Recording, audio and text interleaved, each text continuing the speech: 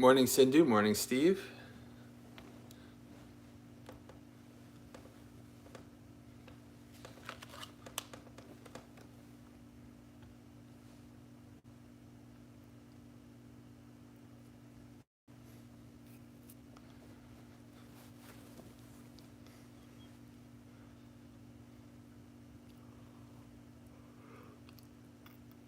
Morning, Diane.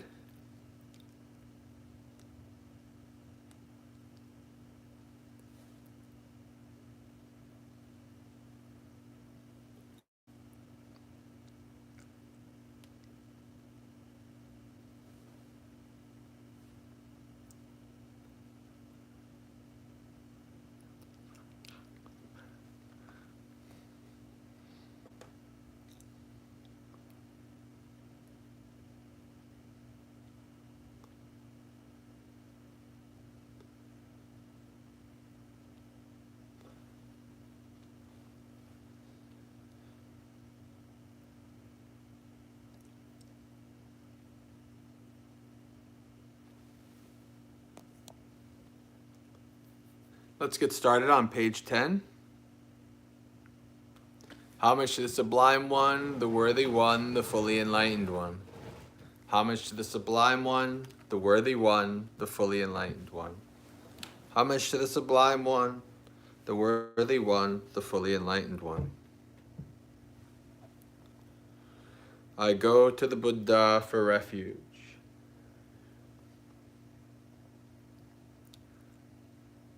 I go to the Dhamma for refuge.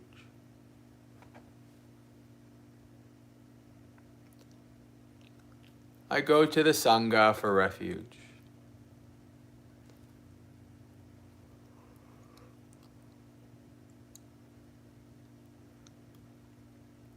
A second time I go to the Buddha for refuge.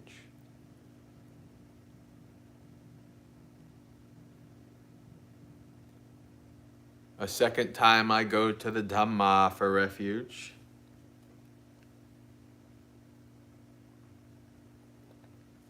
A second time I go to the Sangha for refuge.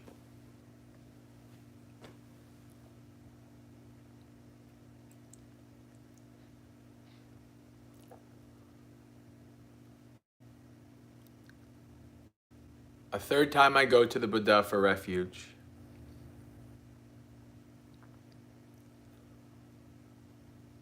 A third time I go to the Dhamma for refuge.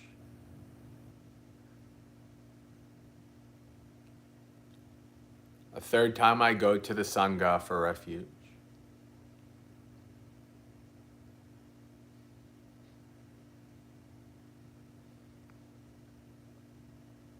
The 3 refuges are complete. I undertake the training rule to abstain from taking life.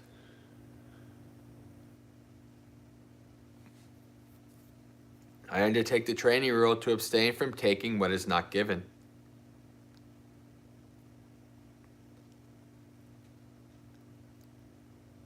I undertake the training rule to abstain from sensual misconduct.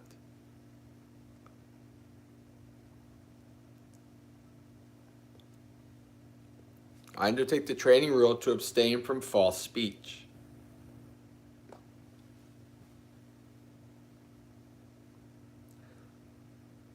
I undertake the training rule to abstain from intoxicating drinks and drugs causing heedlessness.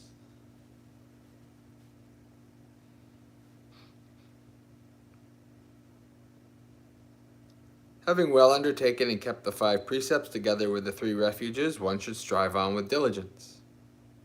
With morality, good rebirth is gained. With morality, wealth is achieved. With morality, perfect peace is attained. Therefore, morality should be purified.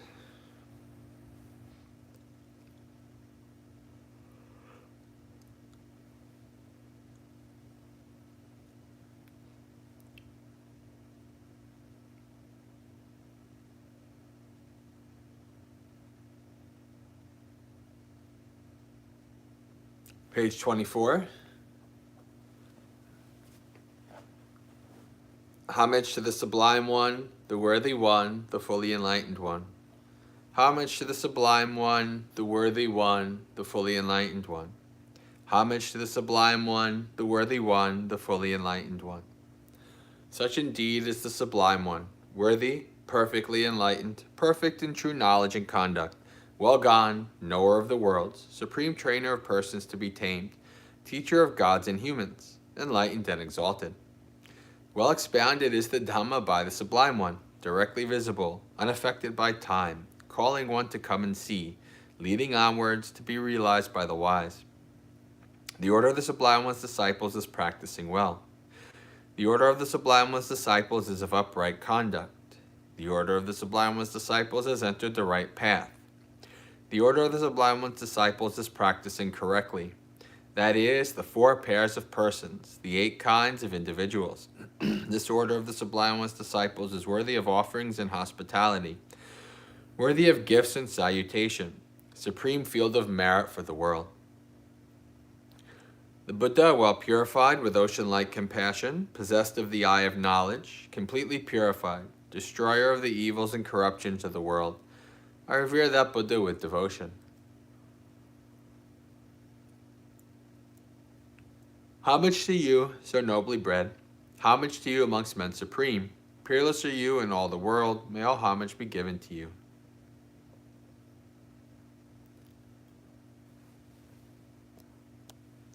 Morning, Bella and Gautam, and Audrey and John. The teacher's Dhamma, like a lamp, divided into path, fruition, and the deathless, both itself transcendent and showing the way to that goal. I revere that Dhamma with devotion. Thoroughly understanding the Dhamma and freed from longing through insight, the wise one who is rid of all desire is calm as a pool unstirred by wind. Those to whom the Dhamma is clear are not led into other doctrines. Perfectly enlightened with perfect knowledge, they walk evenly over the uneven. Of all the medicines in the world, manifold and various, there is none like the medicine of Dhamma. Therefore, O monks, drink of this. Having drunk this Dhamma medicine, you will be ageless and beyond death. Having developed and seen the truth, you will be quenched, free from craving. The Sangha called the field better than the best, who have seen peace, awakening after the Buddha's good way, who have abandoned attachment, the noble ones, the wise. I revere that Sangha with devotion. Happy is the arising of the Buddhas. Happy is the teaching of the true Dhamma. Happy is the unity of the Sangha. Happy is the discipline of the united ones.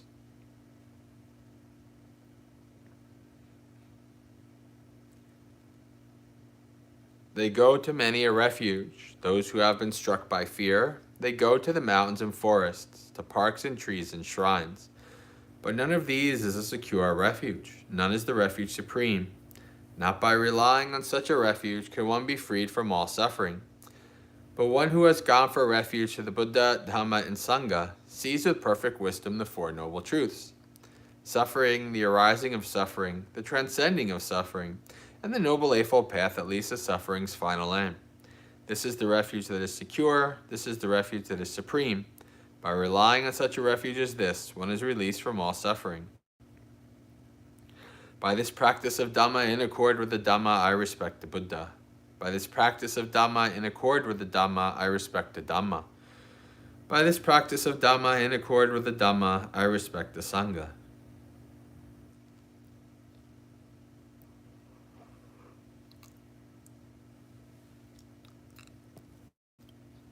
All actions are led by the mind. Mind is their master. Mind is their maker.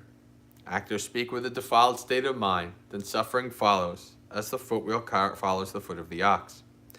All actions are led by the mind. Mind is their master. Mind is their maker. Actors speak with a pure state of mind. Then happiness follows, as your shadow follows you without departing. Impermanent are all conditioned things, affected by rising and falling away. Having arisen, they then must cease. Blissful is it when they subside. Abstaining from all evil, doing what is good, cleansing one's mind. This is the teaching of all the Buddhas. Patience is the highest practice. Nibbana is supreme, say the Buddhas. A mendicant does not harm others. A recluse oppresses no one. Not insulting, not harming, restrained according to the moral code. Moderating in food, dwelling in solitude, engaging in higher mental development. This is the teaching of all the Buddhas. By the blessings that have arisen from my practice, may my venerable preceptors and teachers who have helped me, mother, father, and relatives, male and female rulers, worldly powers, virtuous human beings, the higher beings, demons, and high gods, the guardian deities of the world, celestial beings, the Lord of death, friendly people, indifferent and hostile, may all beings be well. May the skillful deeds done by me bring you threefold bliss. May this quickly bring you to the deathless. By means of this meritorious deed and through this aspiration, may I quickly attain the cutting off of craving and clinging. Whatever faults I have until I am liberated, may they quickly perish. Wherever I am born, may there be an upright mind, mindfulness and wisdom, austerity and vigor. May no harmful influences weaken my efforts. The Buddha is the unsurpassed protector. Dhamma is the supreme protection. Peerless is the silent Buddha. The Sangha is my true refuge. By the power of these exalted ones, may I rise above all defilements. By means of this meritorious deed, may I never join with the foolish. May I join always with the wise until the time I attain Nibbana. May the suffering be free from suffering. May the fear-struck be free from fear. May the grieving be free from grief. So too may all beings be. From the highest realm of existence to the lowest, may all beings arisen in these realms, with form and without form, with perception and without perception, be released from all suffering, and attain to perfect peace. Excellent, excellent, excellent.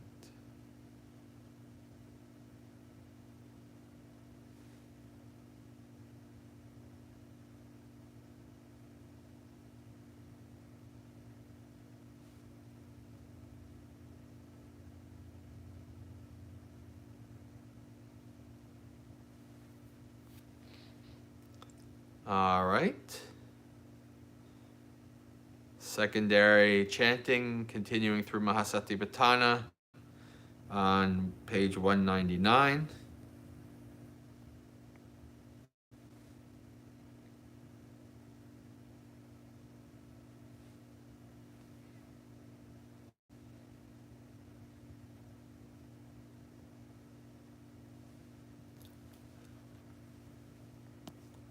Welcome those who've joined. If you're new, you can find the link to the PDF chanting book in the description, page 199. Chakku sampassajja vedana loke piyarupang saturupang etesa tanha pahiyamana pahiyati atta nirujyamana nirujyati sota sampassajja vedana loke piyarupang saturupang etesa tanha pahiyamana pahiyati atta nirujyamana nirujyati ghana sampassajja vedana loke piyarupang Satarupang itesa tanha pahiyamana pahiyati atta nirujyamana nirujyati jivha sampassajja vedana loke piyarupang satarupang itesa tanha pahiyamana pahiyati atta nirujyamana nirujyati kaya sampassajja vedana loke piyarupang satarupang etesa tanha pahiyamana pahiyati atta nirujyamana nirujyati mano sampassajja vedana loke piyarupang satarupang etesa tanha pahiyamana pahiyati atta nirujyamana nirujyati rupa sanya loke piyarupang satarupang etesa tanha pahiyamana pahiyati atta nirujyamana nirujyati saddha sanya loke piyarupang satarupang etesa tanha pahiyamana pahiyati atta nirujyamana nirujyati gandha sanya loke piyarupang satarupang etesa tanha pahiyamana pahiyati atta nirujyamana nirujyati rasa sanya loke piyarupang satarupang etesa tanha pahiyamana pahiyati atta nirujyamana nirujyati pottabba sanya loke piyarupang satarupang etesa tanha pahiyamana pahiyati atta nirujyamana nirujyati Dhamma sanya loke piyarupang satarupang etesa tanha pahiyamana pahiyati Etta nirujjamana nirujjati. English.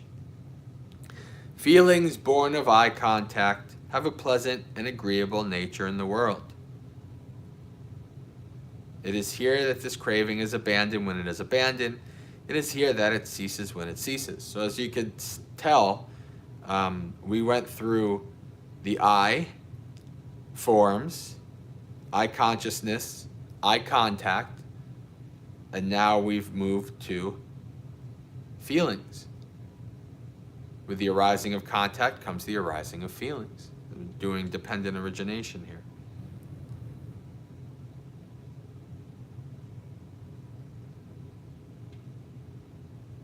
Feelings born of nose contact have a pleasant and agreeable nature in the world. It is here that this craving is abandoned when it is abandoned. It is here that it ceases when it ceases. Feelings born of tongue contact have a pleasant and agreeable nature in the world. It is here that this craving is abandoned when it is abandoned. It is here that it ceases when it ceases. Feelings born of body contact have a pleasant and agreeable nature in the world. It is here that this craving is abandoned when it is abandoned. It is here that it ceases when it ceases. Feelings born of mind contact have a pleasant and agreeable nature in the world. It is here that this craving is abandoned when it is abandoned. It is here that it ceases when it ceases. Perception of forms has a pleasant and agreeable nature in the world. It is here that this craving is abandoned when it is abandoned. It is here that it ceases when it ceases. Perception of sounds has a pleasant and agreeable nature in the world. It is here that this craving is abandoned when it is abandoned. It is here that it ceases when it ceases. Perception of odors has a pleasant and agreeable nature in the world. It is here that this craving is abandoned when it is abandoned. It is here that it ceases when it ceases. Perception of tastes has a pleasant and agreeable nature in the world. It is here that this craving is abandoned when it is abandoned. It is here that it ceases when it ceases.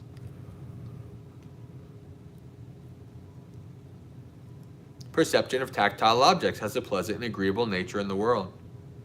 It is here that this craving is abandoned when it is abandoned. It is here that it ceases when it ceases. Perception of mental phenomena has a pleasant and agreeable nature in the world. It is here that this craving is abandoned when it is abandoned. It is here that it ceases when it ceases. All right. Let's go to our thought of the day. Now we're up to paticcasamuppada, page 65.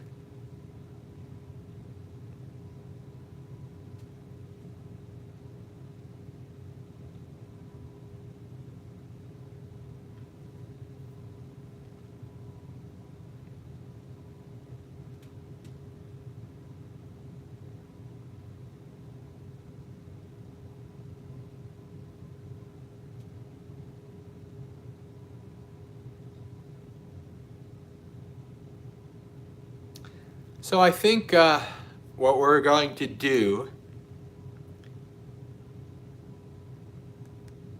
is do three stages of dependent origination each day. Not to do the whole thing, but to break it down a little bit. So we're on page 65. Anuloma, paticcasamuppada.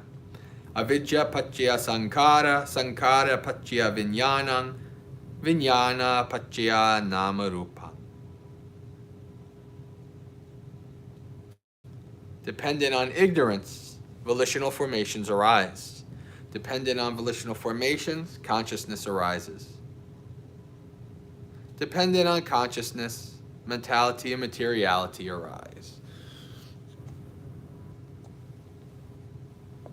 Let's see, is this good? Not quite. All right. Good morning, friends.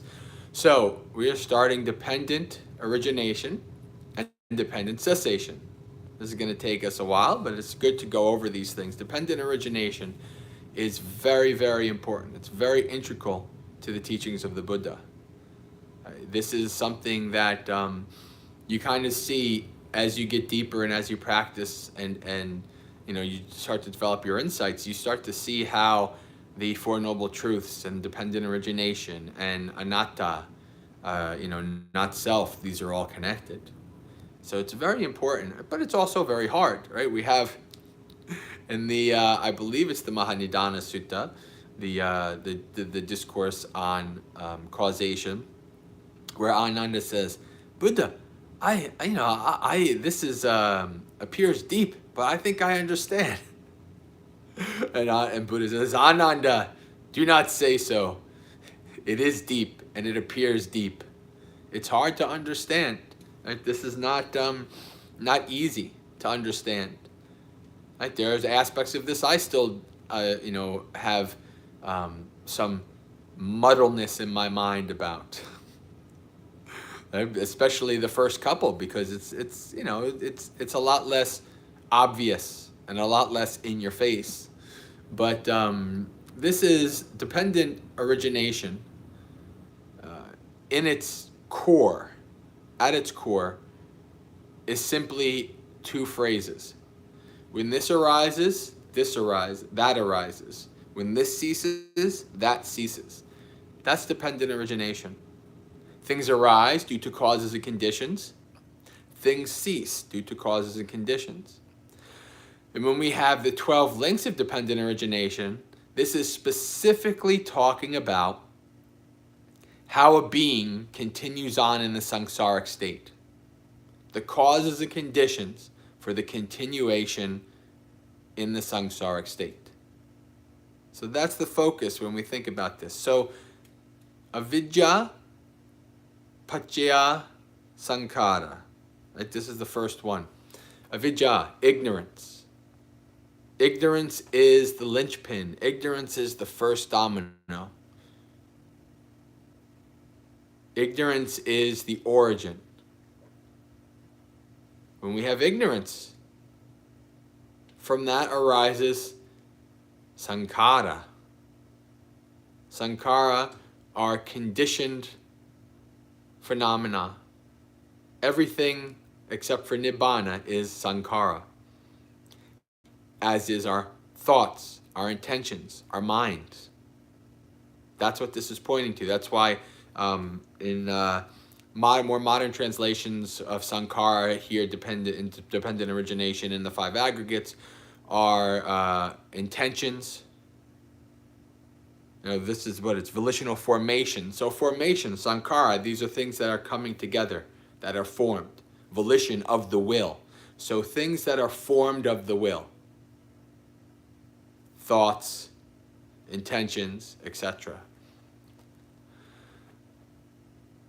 And when we have, with the arising of ignorance comes the arising of our thoughts and our intentions, our volitional actions of mind.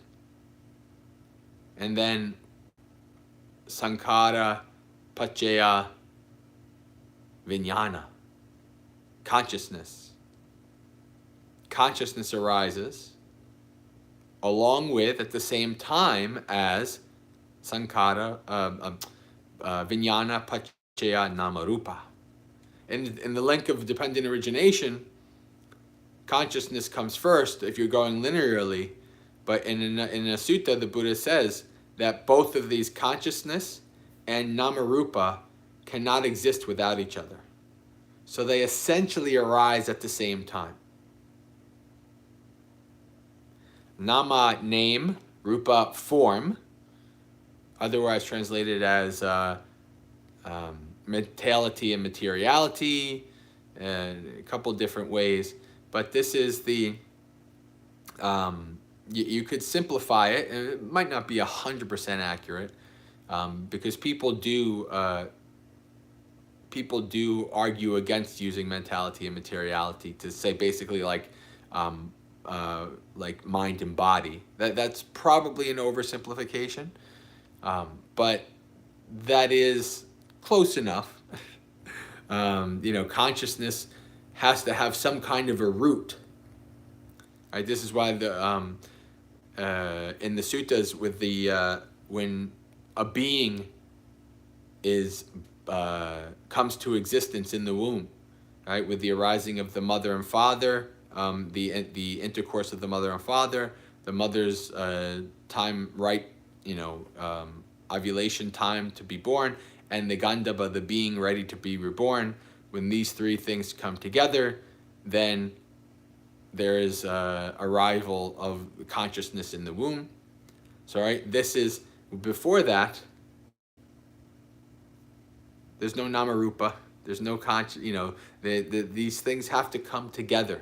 They have to be, causes and conditions have to come together. So that's why the namarupa and the consciousness arrive. And then once this happens, we have some kind of form. And that's what we're going to talk about tomorrow as we go into Namurupa Pachaya Salayatana, the six senses. So this is the beginning stage. This is like the very beginning stage of a being coming into existence once again in the samsaric state. And we'll see in probably the end of next week, we'll see how ignorance is the linchpin. Right? Without ignorance is the base, which the rest are born onto, that are held onto. And just like dominoes, if you knocked over the ignorance domino, the rest of the dominoes fall. Dependent origination and dependent cessation. You should always think about both. Most people only know dependent origination, and that's what's taught, and that's what people make fancy graphics of. But in the suttas, the Buddha almost never talks about dependent origination without also talking about dependent cessation. With the arising of this comes the arising of that. With the cessation of this comes the cessation of that. So you should always think about these two things, arising, ceasing. This is a very common thing of understanding in the Buddha's teachings. That which arises, ceases. The arising of this, the ceasing. So these are reflections to contemplate today and to practice with today. I wish you a very spiritually successful and peaceful day. Sukhi hotu, may you be happy. Practice well and be well. So a few things. The weekend of April 1st through the 3rd, Bhante Tom Pamuto and I are doing a joint retreat, a Zoom retreat. So check the website or the Discord for the links for the Eventbrite for that. So if you want to join us. What is the topic? Well, the topic is secret. No. It's probably going to end up being like a grab bag of topics. We're not focusing on one topic. I think we want it to be like a weekend of Dhamma kind of a thing. So you're welcome to join us, the two of us, Tom Pamuto and I, doing our retreat together, which I'm excited about. And then also tonight is, if you're on Second Life, tonight is Second Life session at 8 p.m. Eastern. So friends, until next time, see you later.